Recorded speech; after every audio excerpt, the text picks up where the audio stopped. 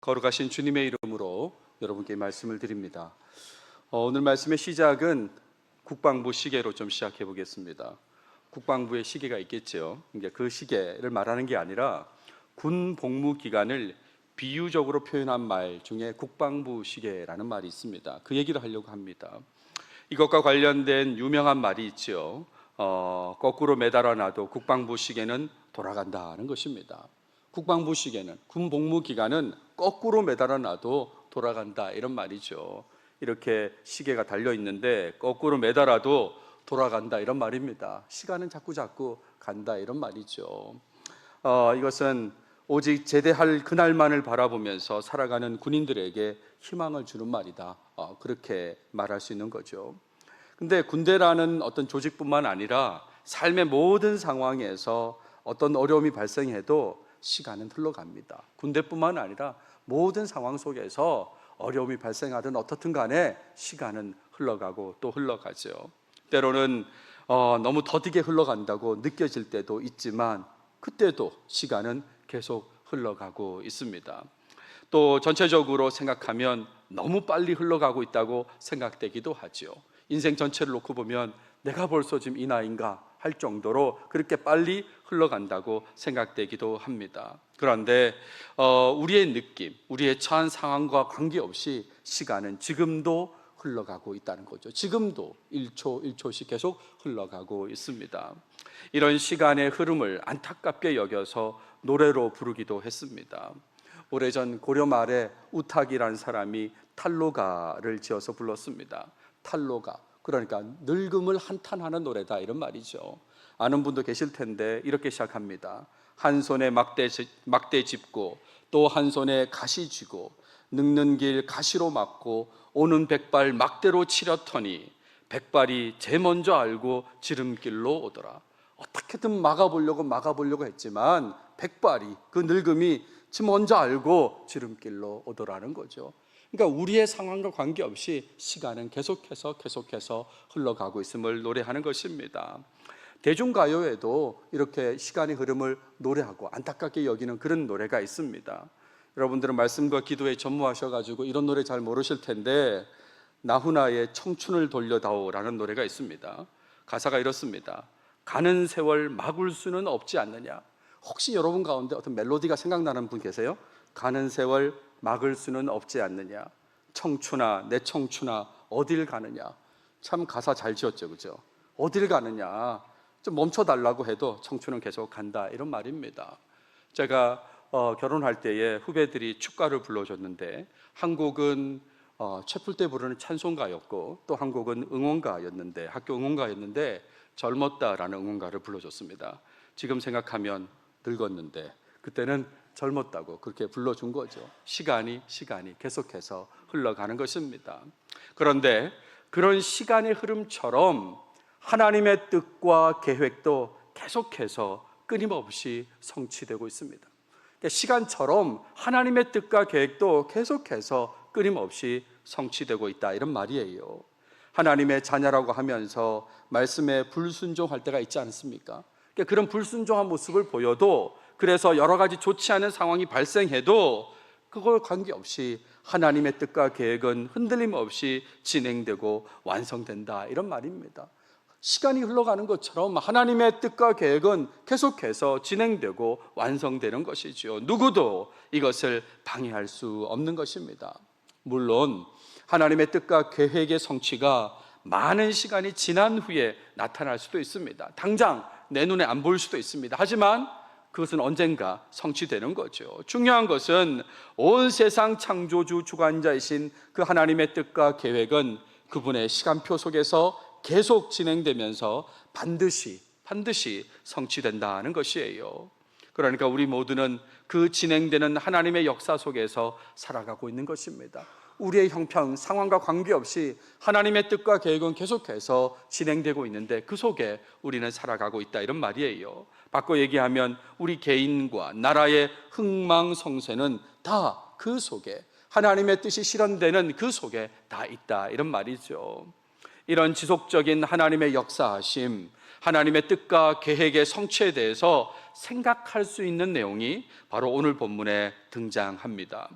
요셉의 전체 삶이 어떻게 흘러가는지 알고 있는 사람으로서, 요셉이 나중에 총리가 되는 거 다 알고 계시죠? 그런 사람으로서 이 부분을 한번 생각해 보고자 합니다. 어떤 상황에서도 크신 계획과 뜻을 성취하시는 하나님, 그 하나님을 신뢰하길 바라는 마음으로 오늘 말씀을 전하고자 합니다. 오늘 앞부분을 읽어주셨는데 1절부터 11절까지 본문을 오늘 본문으로 다루도록 하겠습니다. 본문을 보시면 오늘 본문을 시작으로 창세기 50장까지의 내용이 요셉 이야기라고 할 수 있습니다.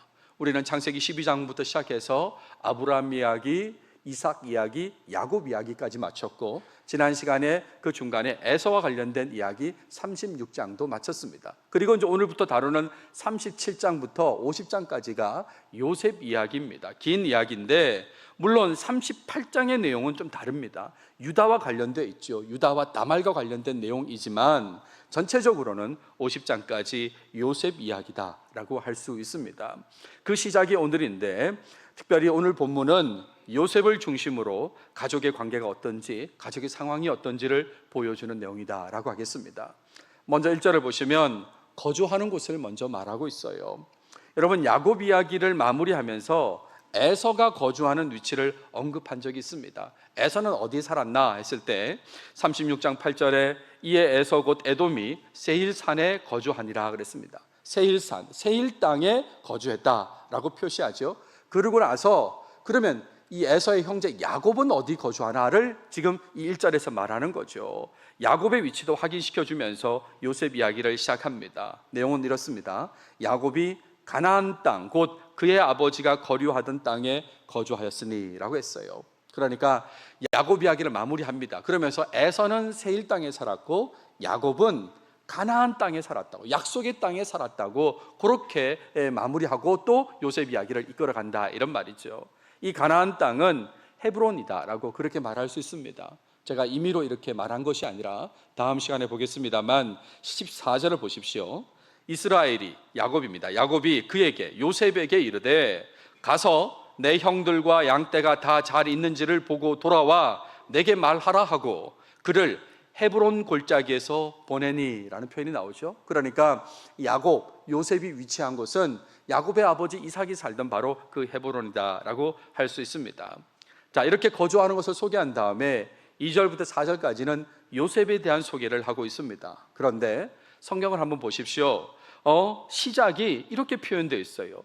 야곱의 족보는 이러하니라 라고 시작하는 거예요. 야곱의 족보는 이렇다. 여기서 족보라고 번역된 단어 히브리어가 톨레도트라고 하는 단어인데, 이 톨레도트는 쉽게 말하면 히스토리다 이렇게 말할 수 있습니다. 히스토리다. 근데 우리말 번역은 여기처럼 족보라고 번역하기도 하고, 또 다른 곳에서는 계보 또는 내력이라고 그렇게 번역하기도 했습니다. 우리 지금 같은 성경 개역 개정판에 뭐 내력, 계보, 족보 이렇게 다양하게 번역되어 있는데 핵심은 히스토리라는 거예요. 이 야곱의 히스토리는 이러하다 이렇게 시작하는 것이죠. 이상하지 않습니까? 왜 이렇게 시작할까요?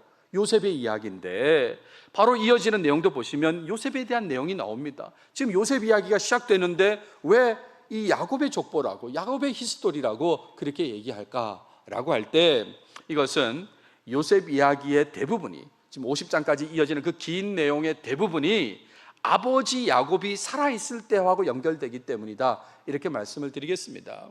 여러분, 야곱이 49장에 죽습니다. 그리고 요셉이 50장에 죽어요. 그러니까 정말 요셉 이야기 전체의 대부분이 야곱이 살아있는 상태로 이 얘기가 진행됩니다. 그래서 요셉 이야기를 시작하면서도 야곱의 족보는, 야곱의 히스토리는 이렇게 시작한다고 소개하면서 언급하는 거죠. 자, 그리고 이제 이런 얘기를 합니다. 17살의 요셉을 얘기해요.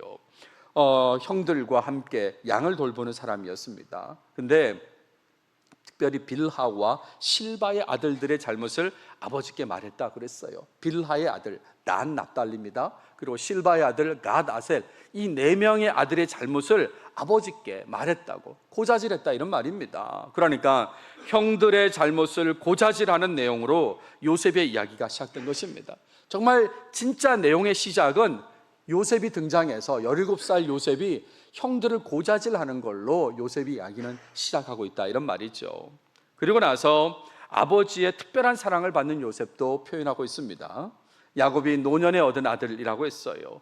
11번째 아들이고 베냐민은 동생이니까요. 같은 라헬에서 낳은 아들이니까, 그러니까 이 11번째 아들 이 요셉을 특별히 사랑했던 것 같습니다. 아들이 루벤부터 시작하는데 루벤, 시므온, 레위, 유다, 단, 납달리, 갓, 아셀, 이사갈, 스불론 다음에 낳은 아들이 요셉이거든요. 자기가 제일 사랑하는 라헬을 통해서 얻은 아들, 그 요셉을 이 야곱이 사랑했습니다. 그래서 본문에도 나오죠. 이스라엘이 여러 아들들보다 그를 더 사랑함으로 라고 했어요. 더 사랑함으로. 그리고 야곱은 요셉을 위해서 채색 옷을 지어줬다 그랬습니다. 색깔이 입혀진 옷을 입었다 이런 말이죠. 도대체 채색 옷이 무슨 말일까? 이 부분에 대해서는 정확하게 이해를 가질 수는 없어요. 하지만 이렇게 이해하시면 좋겠습니다. 특별한 옷을, 화려한 옷을 주었다는 거죠. 형제들이 입을 수 없는, 입지 못하는 그런 특별한 옷, 그리고 화려한 옷을 주었다 이런 말이죠. 여러분, 이런 거를 본 형제들 마음이 어떻겠습니까? 여러분 가운데도 형제들이 많은 집이 있을 텐데, 그렇게 형제들 많은 곳에서 살아갈 때 부모님이 특별히 한 형제한테만 잘 해주면, 좋은 걸 주고 그러면 여러분 기분이 어떠십니까? 아우 너무 기쁘다 이랬습니까? 아니면 조금 불편했습니까? 아마 형들의 마음이 불편하지 않겠어요? 그 내용이 이어집니다. 요셉의 형들이 요셉을 미워했다는 거죠. 우리 본문에 보시면 그의 형들이 아버지가 형들보다 그를 더 사랑함을 보고 그랬어요. 보았다고요.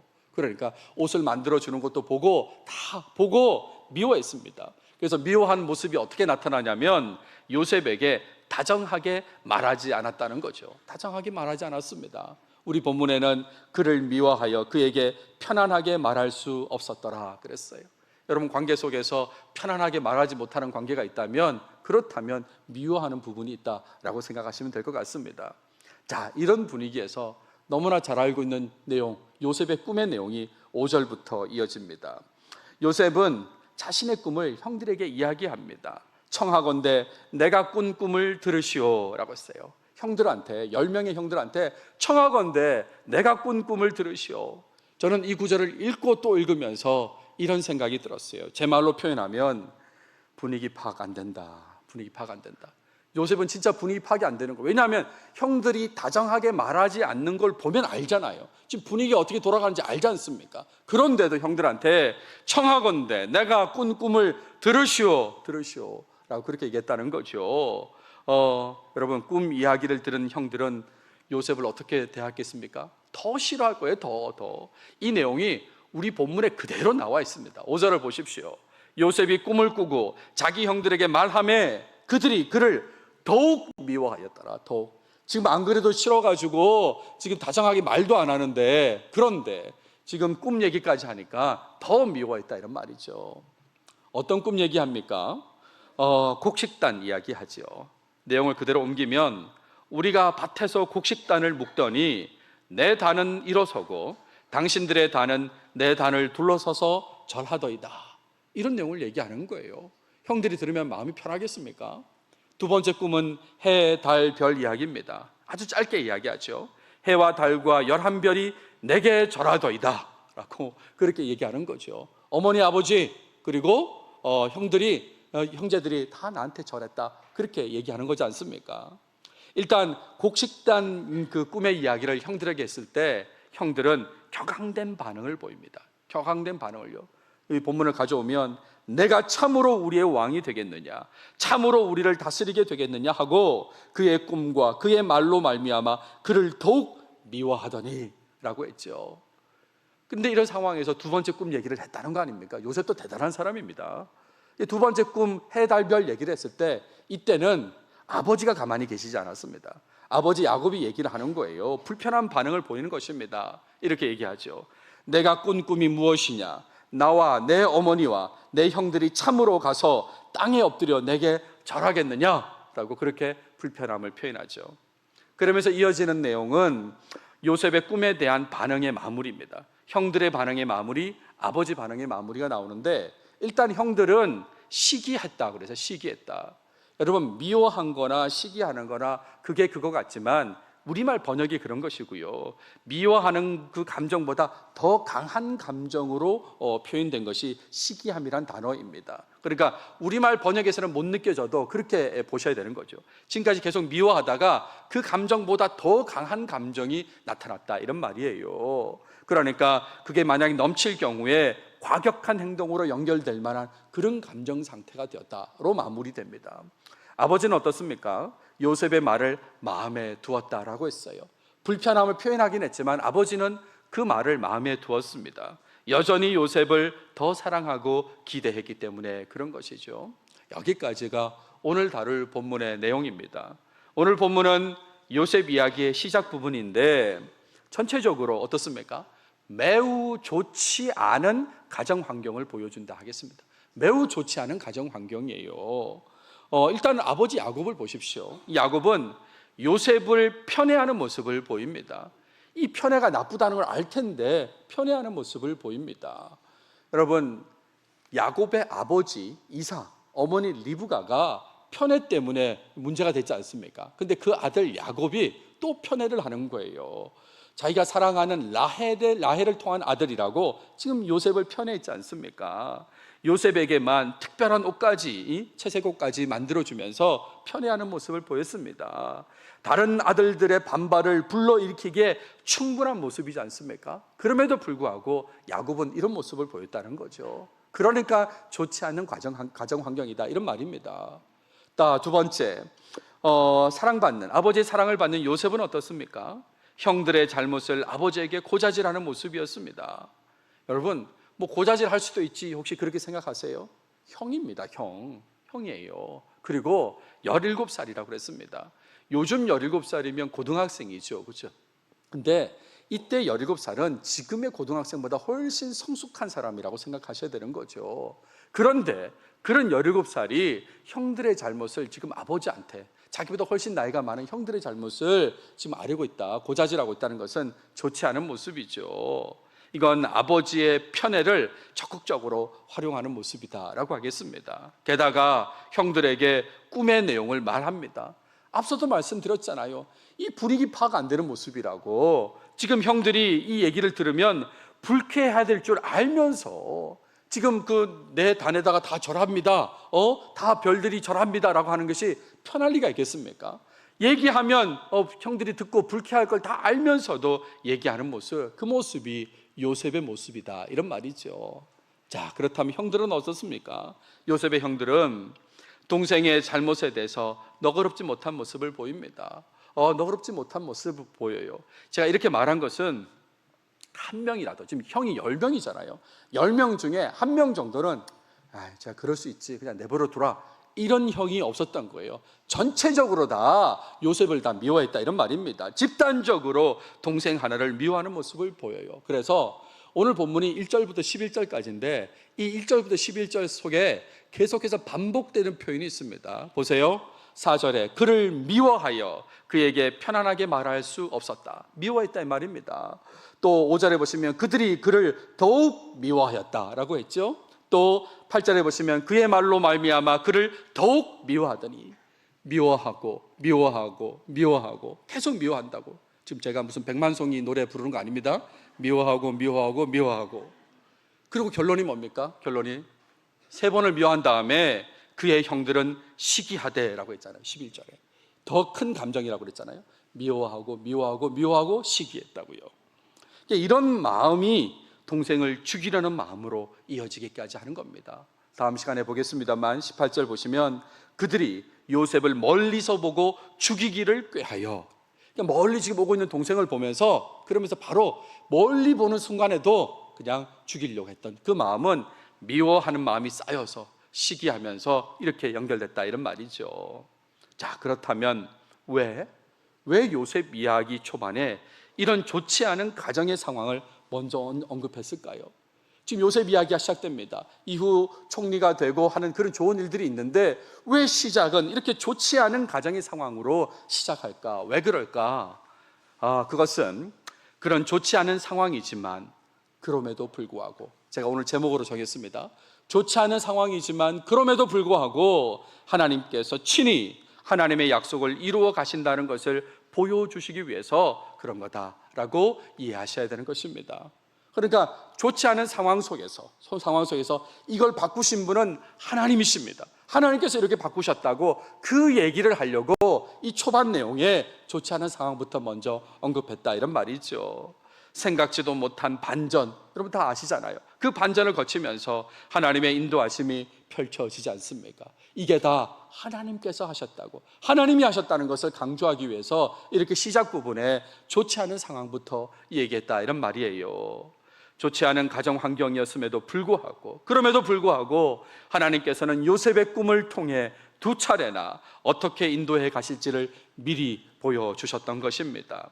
이런 하나님께 주목해서 요셉 이야기의 말씀을 보는 것이 바람직합니다. 앞으로 계속해서 요셉 이야기를 보아나갈 텐데 이 모든 내용의 핵심은 하나님께서 이끌어 가신다는 거, 그것에 주목해서 보셔야 된다, 이런 말이에요.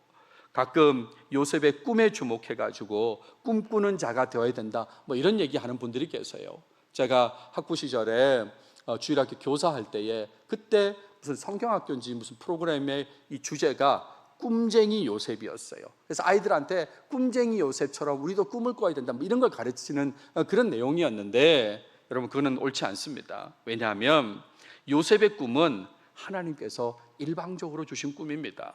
곡식당과 관련된 꿈, 해달 별과 관련된 꿈은 꿈을 꾸고 싶다 꾸는 게 아니고 하나님께서 일방적으로 주신 꿈이에요. 그러니까 꿈쟁이가, 우리도 요셉처럼 꿈쟁이 됩시다가 안 된다, 이런 말입니다. 주목해야 되는 것은 하나님께서 이끄시는 그거, 하나님께서 이 모든 걸 성취해 나가신다, 그 부분에 주목하셔야 된다, 이런 말이죠. 그래서 오늘 적용점으로 말씀드리고 싶은 것은 하나님께서는 문제가 있어 보이는 상황, 좋지 않은 상황을 통해서도 그분의 뜻과 계획을 성취해 가시는 분, 인도하시는 분이라는 것을 믿고 의지해야 된다는 그 말씀을 적용점으로 드리고자 합니다. 앞서도 말씀드렸지만 마치 어떤 상황에서도 시간은 계속 흘러가고 있는 것처럼 하나님의 역사는 끊임없이 지금도 진행되고 있다는 거, 그거 믿고 의지해야 된다, 이런 말이에요. 그래서 우리는 하나님을 뭐라고 고백하냐면 성실하신 하나님이라고. 하나님은 지금도 계속해서 그분의 뜻을 성취해 나가시기 때문에 하나님은 성실하신 하나님이라고 그렇게 고백한다, 이런 말입니다. 이런 성실하신 하나님께서 지금도 그분의 뜻과 계획을 펼치고 계시기 때문에, 그래서 무엇보다 우리가 구원받은 백성으로 살아갈 수 있는 거죠. 우리가 구원받은 백성으로 지금 이렇게 예배도 드릴 수 있다, 이런 말입니다. 하나님의 성실하심 때문에, 성실하게 그분의 뜻을 이뤄 가시기 때문에 우리가 지금 이 자리에서 예배 드리고 살아갈 수 있는 거예요. 원래 우리는 어떤 존재입니까? 아무런 구원 가능성이 없는 존재예요. 아무런 소망 없는 존재다, 이런 말입니다. 그냥 죽으면 끝인 그런 존재였습니다. 에베소서에도 그 얘기가 나오죠. 전에는 우리도 다 그 가운데서 우리 육체의 욕심을 따라 지내며 본질상 진노의 자녀였더니, 본질상 진노의 자녀였던 그런 소망 없는 자들이었는데, 그럼에도 불구하고 하나님께서는 우리를 일방적으로 사랑하시는 그 뜻을 성실하게 펼치셨다, 이런 말입니다. 하나님께서 그 뜻을 성실하게 펼치셨어요. 그래서 에베소서 다시 보시면 긍휼이 풍성하신 하나님이 우리를 사랑하신 그 큰 사랑을 인하여 허물로 죽은 우리는 허물로 죽었는데 그럼에도 불구하고 그리스도와 함께 살리셨다, 이런 말입니다. 하나님의 성실하신 그 뜻을 행함이 우리를 이렇게 살리셨다는 거죠. 로마서 5장 8절도 보십시오. 우리가 아직 죄인 되었을 때에 그리스도께서 우리를 위하여 죽으심으로 하나님께서 우리에 대한 자기의 사랑을 확증하셨느니라. 우리가 아직 죄인일 때입니다. 죄인일 때, 그럼에도 불구하고 그리스도께서 우리를 위하여 죽으심으로 하나님께서 사랑을 확증하신 것이죠. 내가 이렇게 너를 사랑한다고 확증해 주셨다, 이런 말입니다. 이게 다 하나님, 우리의 상황과 관계없이 하나님의 뜻, 계획을 펼치신 것 때문에, 성실하게 펼치셨기 때문에 나타나는 모습이다, 이런 거죠. 이런 놀라운 은혜를 받았지만 여전히 자신의 부족한 모습으로 인해서 하나님의 약속의 말씀이 성취되지 않을 것 같다고 혹시 생각하십니까? 하나님의 은혜로, 성실하신 그 은혜로 일하심으로 구원은 받았지만, 하지만 여전히 내 모습이 부족하고, 그래서 하나님의 약속의 말씀이 성취되지 않을 것 같은데 혹시 그런 생각하시는 분이 있을지 모르겠어요. 하나님이 함께 하신다고 약속은 하셨는데, 인도하신다고 그랬는데, 치료하신다고 그랬는데, 승리케 하신다고 그랬는데 내 모습을 보니까 안 될 것 같은데, 안 될 것 같은데 혹시 그런 분 계십니까? 여러분, 하나님의 약속의 말씀은 하나님의 계획 속에서 성취되는 것입니다. 우리의 상황과 관계없이 그분의 성실하심으로 그분의 뜻이 성실하게 성취된다, 이런 말이에요. 누구도 하나님의 성취를 막아설 수는 없는 것입니다. 부족했지만 시간이 흘러 요셉과 그의 가족이 하나님의 은혜 속에서 약속의 말씀의 성취를 경험했듯이 하나님의 뜻은 우리 삶에도 펼쳐지는 것입니다. 요셉이 경험했던 것처럼 우리도 경험할 수 있다, 이런 말이죠. 현재의 삶이 불완전하고 부족하다고 해도 너무 실망하지 않길 바랍니다. 나는 왜 이 모양일까? 우리 집은 왜 이럴까? 내가 속한 공동체는 왜 이럴까? 너무 실망하지 않길 바랍니다. 하나님의 이끄심은 지금도 계속해서 성실하게 진행되고 있습니다. 우리 눈에 안 보여서 그렇지 하나님의 계획, 뜻은 지금도 성실하게 진행되고 있어요. 어쩌면 지금이 새벽의 끝일지도 모릅니다. 터널의 끝일 수도 있습니다. 여전히 깜깜하지만 정말 그것이 실현되는 바로 그 직전까지 와 있을지도 모르는 것이죠. 사도 바울은 디모데에게 이렇게 말했습니다. 하나님의 말씀은 매이지 아니하니라. 하나님 말씀은 매이지 않습니다. 이런 상황 저런 상황 때문에 하나님 말씀이, 약속의 말씀이 실현되려다가 말고 이런 것이 아니다, 이런 말이에요. 하나님 말씀은 매이지 않습니다. 하나님의 약속의 말씀을 기억하신다면 그 말씀은 반드시 성취될 것을 믿어야 하는 것이에요. 당장의 현실은 정말 엉망인 것처럼 그렇게 보여도 하나님의 역사는 성실하게 진행되고 있습니다. 지금도 하나님의 역사는 진행되고 있다, 이런 말이에요. 개인적으로 어릴 적에 다른 교인의 가정의 모습을 보면서 여러 면에서 부러워한 적이 있었습니다. 참 부럽다, 저 가정은 이런 가정이 있었어요. 그 가정과 비교할 때에 내가 속한 가정은 너무나 부족해 보였던 것이지요. 그런데 시간이 지나서 지금 그 옛날을 돌이켜보면 하나님께서는 너무나 성실하게 인도하셨다는 것을 깨닫게 됩니다. 모든 가족 구성원들이 신앙을 가지고 살아가게 하셨다, 이런 말이죠. 지금은 모여서 예배하는 것이 자연스러운 그런 환경이 됐다, 이런 말입니다. 하나님께서는 성실하게 그분의 뜻을 이루어 가셨다라고 할 수 있는 거죠. 실망스럽게 느껴지는 환경을 만나시더라도, 또 스스로의 모습에 실망하는 부분이 있다고 해도, 그럼에도 불구하고 나를 향하신 그 하나님의 뜻과 계획은 지금도 성실하게 진행되고 있다는 것을 신뢰하시길 바랍니다.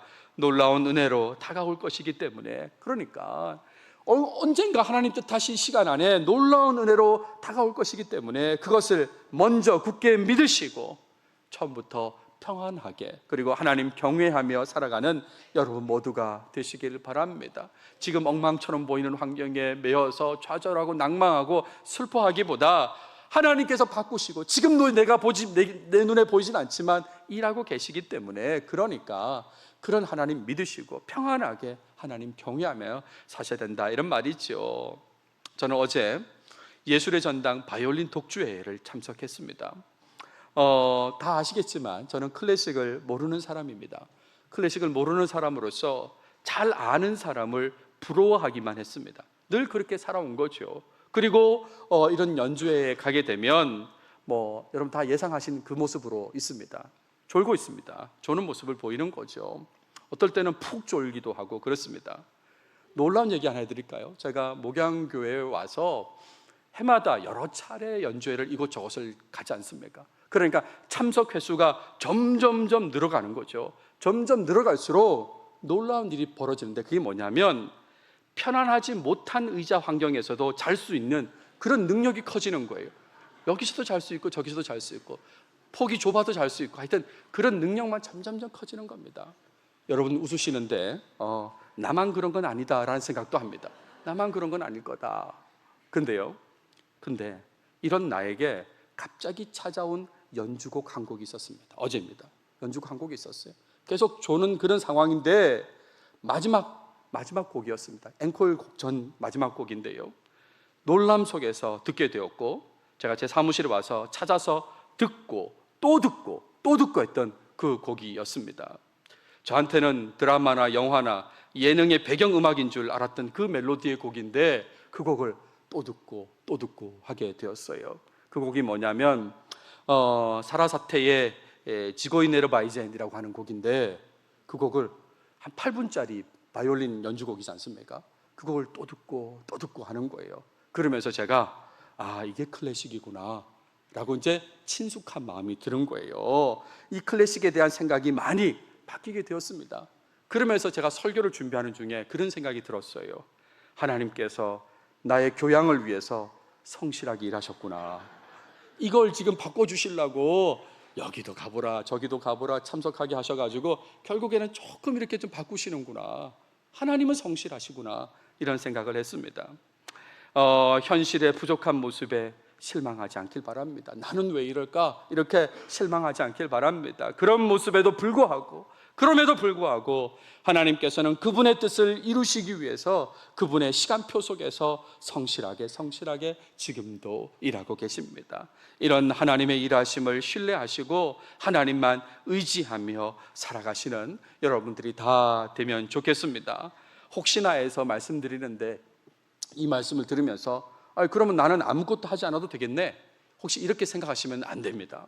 하나님 다 알아서 하시니까 내가 모습이 엉망이어도 관계없으니까 그냥 나는 아무것도 안 하고 있으면 되겠네. 지금 저는 그 얘기를 하고 있는 것이 아닌 것이죠. 여러분 분명히 하십시다. 이 말씀을 드리는 건 더 하나님만 믿고 의지해야 된다는 그 얘기를 하는 것입니다. 지금 상황이 좀 불편하고 어렵고 부족해 보여도 하나님은 나를 위해 계속 일하고 계시기 때문에 그 하나님을 믿고 처음부터 하나님만 의지하면서 평안하게 담대하게 하나님 경외하며 살아야 된다. 지금 그 얘기를 하고 있다 이런 말이에요. 돈 모엔이라는 사람이 만든 곡 중에 God will make a way라는 찬양이 있습니다. 제가 설교 중에 여러 번 소개했던 찬양인데 하나님께서 내 길을 만드실 것이다 라고 하는 그 찬양이잖아요. 길을 만드실 것이라는 찬양입니다. 제가 결혼하고 나서 제 아내가 출석하던 교회에 가서 특송을 했거든요. 요즘은 안 그러지만 예전에는 신혼부부들이 교회에서 예배 때 특송을 했는데 그 아내가 다니던 교회에 가서 이 곡으로 찬양을 했습니다. 가사가 이렇습니다. 하나님께서 길을 만드실 것입니다. 길이 없는 것처럼 보이는 그곳에 하나님께서 길을 만드실 것입니다. 우리가 볼 수 없는, 알 수 없는 방법으로 일하시고요. 또 하나님께서는 나를 위해서 길을 만드실 것입니다. 이런 가사로 이어지는 그런 내용이에요. 이 내용은 이사야서 말씀을 가지고 만든 가사이죠. 반드시 내가 광야의 길을 사막의 강을 내리니 라는 그런 그 성경 구절을 가지고 만든 가사입니다. 광야입니다. 근데 하나님께서 길을 만드시겠다고. 사막입니다. 근데 강을 만드시겠다고 한 거예요. 지금 당장은 눈에 보이지 않죠. 하지만 하나님께서는 성실하게 일하고 계신다 이런 말입니다. 그리고 어느 순간에 아니 어떻게 여기 강이 생겨? 어떻게 여기 길이 생겨? 하는 그런 것을 보여주신다 이런 말이죠. 불가능해 보이는 일도 행하시는 하나님, 지금도 그것을 성실하게 행하시는 하나님, 그 하나님을 여러분 믿고 의지하시길 바랍니다. 제가 목양교회 언제 처음 설교했지? 어젯밤에 갑자기 생각이 난 거예요. 나 언제 처음 설교했지? 라고 했더니 정확하게 7년 전 2018년 7월 15일 주일 2부 예배 때 처음 설교를 했습니다. 이곳에서 2018년 7년 전 7월 15일 날 주일 2부 예배 때 설교를 했어요. 그때 저는 여러 차례 좌절 속에서 마지막이라는 간절한 마음으로 이 설교단에 선 것이죠.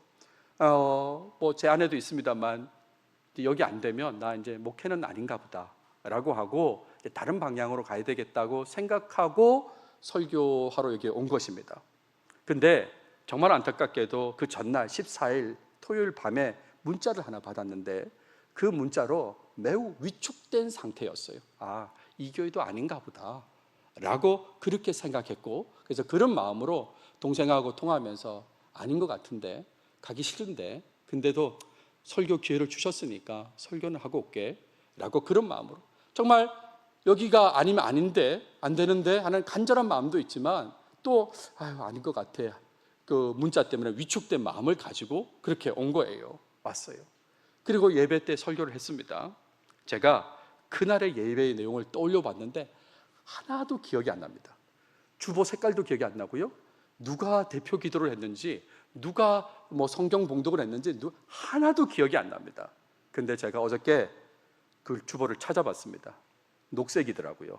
녹색이고 그날 대표 기도는 조영학 장로님이 하셨고 성경 봉독은 차문경 권사님이 하셨더라고요. 근데 하나도 기억이 안 나요. 기억이 안 납니다. 이걸 보면서 아는 거죠. 그날의 예배 내용이 하나도 기억이 나지 않아요. 그런 사람이었어요. 근데 그럼에도 불구하고 하나님께서는 그분의 뜻 가운데 성실하게 나를 위해서 일하셨습니다. 그래서 어떻습니까? 지금 현재 2025년 7월 13일 주일을 맞아서 이 2부 예배 때 지금도 저는 설교하고 있습니다. 저는 잘 몰랐습니다. 보이지 않습니다. 저는 여전히 부족합니다. 하지만 보이지 않게 일하시는 하나님, 성실하신 하나님께서 일하셔서 제가 여기 있다, 그 말씀을 드리고 있는 거예요. 내 삶의 모습, 내가 속한 공동체의 모습 속에 부족한 부분이 많아 보입니까? 이것도 부족하고 저것도 부족하다. 이래서 되겠나? 이런 생각 혹시 하십니까? 그럼에도 불구하고 여전히 나를 사랑하시면서 뜻과 계획을 펼치시는 하나님, 그 하나님을 신뢰하며 살아가시길 바랍니다.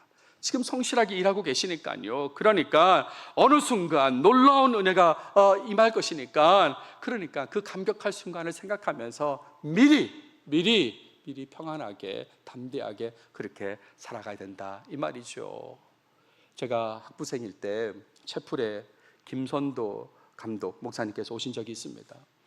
고인 되셨습니다만 한창 활동하실 때이죠. 광림교회 목사님으로서 오셔서 말씀을 전하셨습니다. 참 감동이 됐는데, 제가 몇 년 후에 신대원 갔잖아요. 대전에서 공부할 때 그 채플에도 또 오셨는데 똑같은 설교를 하시는 거예요. 제목도 똑같았습니다. 그 제목은 네버들레스입니다. 네버들레스. 그럼에도 불구하고. 설교 내용 그거예요. 내가 이랬는데 네버들레스, 그럼에도 불구하고 하나님 사랑하셨다고. 네버들레스 계속해서 그 설교를 하셨거든요. 제가 세월이 한참 흘러서 창세기 말씀으로 여러분께 저도 그럼에도 불구하고 이 설교를 지금 하고 있습니다. 그럼에도 불구하고 너무나 부족하지만 그럼에도 불구하고 여전히 나를 사랑하시고 하나님의 뜻과 계획을 펼치시는 하나님, 성실하게 일하시는 하나님, 그 하나님을 먼저 신뢰하시고 평안하게 살아가시는 여러분들이 다 되시길 바랍니다. 기도하겠습니다. 하나님 감사합니다. 오늘도 우리에게 창세기를 통해서 말씀해 주셔서 감사합니다. 요셉 이야기 시작 부분을 보게 하셨습니다. 여러 가지 좋지 않은 가정 환경의 모습을 보게 하셨는데 그럼에도 불구하고 하나님께서 놀라운 역사를 이루신 것을 우리로 알게 하셔서 감사합니다. 그런 놀라운 역사가 우리 삶에도 나타난 것을 꼭 경험하게 해 주시옵소서. 그래서 현재의 상황이 아무리 어렵다 할지라도 성실하게 일하시는 하나님 믿고 평안하게 하나님 경외하며 하나님 의지하며 살아가는 우리 모든 교인들 꼭 되게 해 주시옵소서. 이 모든 말씀 예수님의 이름으로 기도드렸습니다. 아멘.